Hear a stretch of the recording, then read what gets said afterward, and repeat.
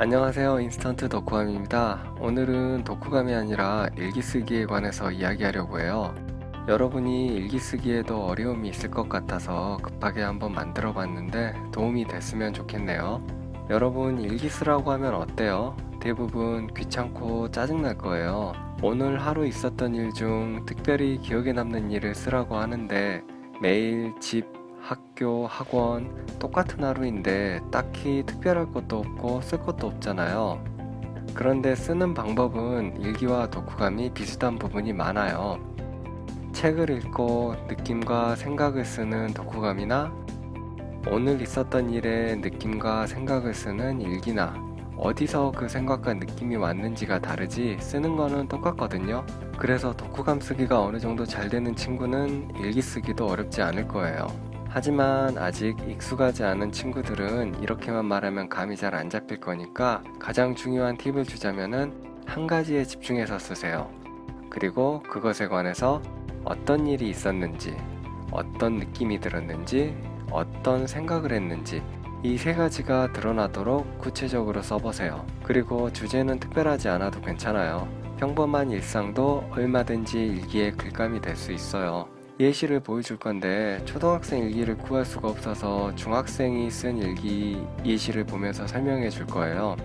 조금 어려운 부분도 있겠지만은 무엇에 집중하고 생각과 느낌이 어떻게 들어갔는지 여기에 신경 써서 한번 살펴보세요. 첫 번째 예시입니다. 오늘은 1교시 과학이다. 2교시가 되어서 과학은 두 번째다. 지난 시간에는 기와에 대해서 배웠는데 이번 시간에는 글을 바탕으로 증발에 관한 실험 수행평가를 했다. 우리 조는 나와 수와 현진, 민주였는데 그동안 했던 다른 실험 보고서보다는 간단해 보였다. 그러다가 시간이 거의 다 되어갈 때쯤 수아가 실수로 선생님 말을 잘못 들어 보고서를 잘못 작성해서 제출하게 되었다. 이미 제출해버려서 어쩔 수는 없지만 조금 속상했다. 이미 지난 일이니 잘 될 거라고 믿는다. 아까 일기는 한 가지에 집중해서 쓰라고 했잖아요. 이 일기는 과학 시간에 생긴 일에 집중해서 썼네요. 먼저 이야기해주고 싶은 게 있는데 일기 쓸 때 보통 시간부터 표현을 해요. 그런데 이때 시간을 정확하게 쓰는 게 아니라 대충 써도 돼요. 정확하게 몇 시에 이렇게 쓰는 게 아니라 여기처럼 1교시에 아니면 아침에, 오후에 이런 식으로 범위를 넓게 표현해도 괜찮아요. 자, 여기 보면 이제 언제 무슨 일이 있었는지 설명하면서 생각과 느낌을 넣어줬는데 먼저 학교에서는 뭘 했는지 이야기하면서 거기에 대해 지금까지보다는 간단해 보인다 이런 내 생각을 썼고요. 그 다음으로 친구가 실수한 부분과 거기에 대한 내 마음 그리고 바램으로 마무리를 했어요. 내용이 엄청 긴 일기는 아니에요. 그리고 뭐 다른 교과서 같은 데 나온 굉장히 잘 쓴 일기의 예시는 아니지만 제가 보기에는 굉장히 자연스러운 것 같아요. 너무 과하지도 않고 그날 있었던 일과 거기에 따른 내 감정이 잘 드러났어요. 일기는 잘 써서 누군가에게 칭찬을 받거나 상을 받으려는 글이 아니니까 너무 잘 쓰려고 하기보다는 그날 있었던 일이나 생각, 느낌 이렇게 한 가지에 집중해서 구체적으로 쓰는 연습을 해보세요. 자꾸 쓰다 보면은 조금씩 표현도 늘고 요령도 생길 거예요. 두 번째 예시입니다. 수련회 가기 전날이다. 사실 난 가고 싶지 않다. 원래 수련회를 좋아하지도 않고 즐기지도 않기 때문이다. 이유는 모르겠는데 잠깐 재밌다가도 집에 가고 싶을 때가 계속 생긴다. 그래서 수련회 가기를 원하지 않는다. 아까는 있었던 일에 집중했는데 이 일기는 수련회를 가기 싫은 내 마음에 집중해서 쓴 글이네요. 이 일기는 굉장히 짧죠? 짧으니까 무슨 일기일까요? 보통 이런 일로 일기를 쓰면 수련회 전날 준비하는 과정을 처음부터 끝까지 쭉 쓰는 걸로 시작했을 거예요.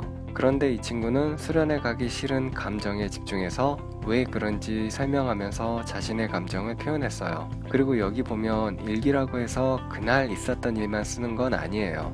수련회는 내일이잖아요.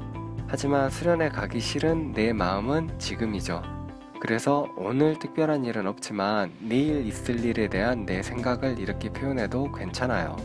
그리고 짧긴 하지만 종이에 생각이 없는 글이 가득 찬 것보다 이렇게 읽었을 때 자신의 생각과 느낌이 확실하게 느껴지는 글이 저는 괜찮은 것 같아요. 자, 그럼 세 번째입니다.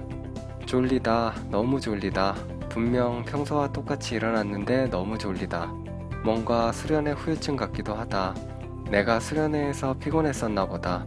그런데 이렇게 졸린데 내가 정신을 차릴 수 있었던 건 국어 숙제 때문이었다. 1교시가 국어라 부랴부랴 했는데 오늘 1교시는 도덕으로 바뀌었다. 좀 허무했다. 자, 이번에는 내 몸 상태에 집중해서 글감을 잡아 일기를 썼네요. 먼저 내 몸 상태를 이야기하고 왜 그런 것 같은지 내 생각을 썼어요. 그리고 그 와중에 또 생긴 일도 썼죠. 아마 수련회 끝나고 나서 학교 가는 날 쓴 것 같은데 아침에 피곤해 죽겠는데 그 와중에 학교에서 급하게 숙제한 이야기예요. 숙제를 꼬박꼬박 집에서 해가는 친구도 있겠지만 많은 친구들이 학교에서 급하게 하기도 하잖아요. 일기는 이렇게 특별한 걸 찾아 쓰지 않아도 돼요. 그냥 이런 식으로 그날 느꼈던 내 생각이나 느낌, 이런 평범한 일을 편하게 쓰면 돼요. 그럼 네 번째입니다. 목요일은 역시 힘든 날이다. 그리고 숙제가 매우 많은 날이기도 하다. 과목 중에서 숙제가 많은 과목을 선택하라고 하면 나는 영어를 선택할 것이다. 그런데 오늘은 영어가 2교시나 있는 날이다. 그리고 요즘 숙제가 많이 생긴 도덕도 있는 날이다. 이렇게 숙제가 많은 날에 전날 숙제를 까먹으면 다음날 아침은 전쟁이다. 그런데 그날이 오늘이었다. 학교에 도착한 나는 부랴부랴 필통을 꺼내 영어 해석과 단어를 외웠고 도덕을 풀었다. 너무 힘들었다. 다음부턴 까먹지 않기를. 이 일기는 숙제 때문에 힘든 마음에 집중해서 쓴 일기네요. 보통 이런 날을 일기로 쓰면 여기 녹색 부분에 오늘 있었던 일 정도만 쓸 거예요. 오늘 숙제가 많은데 까먹어서 급하게 하느라 힘들었다, 이런 식으로요. 그런데 그게 아니라 여기 파란색 부분 보면 오늘 특별히 더 힘든 이유, 배경 설명을 해줬죠. 누가 봐도 아, 이래서 목요일이 힘들었겠구나 하고 할 수 있도록 구체적으로 써졌어요. 그런데 이건 이제 글쓰기 기초가 좀 잡힌 중학생 친구라 자연스럽게 자기가 집중하고 싶은 주제를 강조하는 글쓰기가 되었는데 아직 기초가 안 잡힌 초등학생 친구들은 이렇게 쓰기가 힘들 거예요. 그래서 여러분은 일단 구체적으로 있었던 일을 써보는 연습을 해보세요. 구체적으로 쓰는 방법을 모르겠으면 제 독후감 강의 영상 3번째 모든 글짓기에 통하는 독후감 쓰기 비법을 보면 조금 도움이 될 거예요. 자, 이제 드디어 마지막 예시입니다. 9월 23일, 오늘은 걱정이 하나 생겼다. 방과 후에 1학년이 나밖에 없다는 것이다. 혹시 있었으면 좋겠지만 내가 알기론 없는 것 같다. 못 바꿀 것 같지만 말이라도 해보려 했는데 타이밍을 못 잡아서 혼자 해야 할 것 같다. 혼자 할 수 있겠지? 너무 불안하다. 9월 24일, 방과 후를 바꿨다. 다행히 친구가 담당 선생님과 친하여 바꿀 수 있었다. 선생님께는 죄송했고 친구에게는 너무 고마웠다. 문제가 되지 않게 잘해야겠다.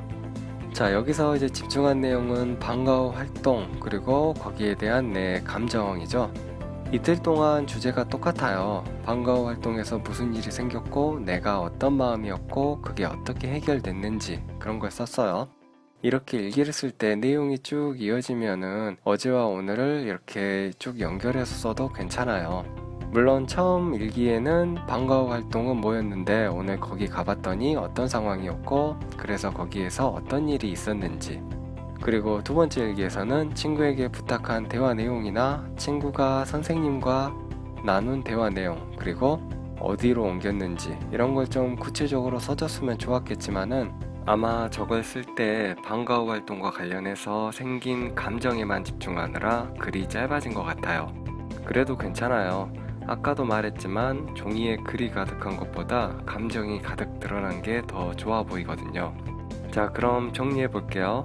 여기서 보는 것처럼 오늘 생긴 일이나 내 마음 아니면 내 상태 등 내가 기록하고 싶은 한 가지만 잡아서 무슨 일이 있었고 거기에 대해 어떤 생각이 들었는지 솔직하게 써보세요. 처음부터 많이 쓰려고만 하면 일기가 점점 힘들어지고 더 싫어질 거예요. 짧아도 솔직하게 자신의 감정이 드러나도록 꾸준히 일기를 쓰다 보면 점점 더 잘 쓸 수 있을 거예요.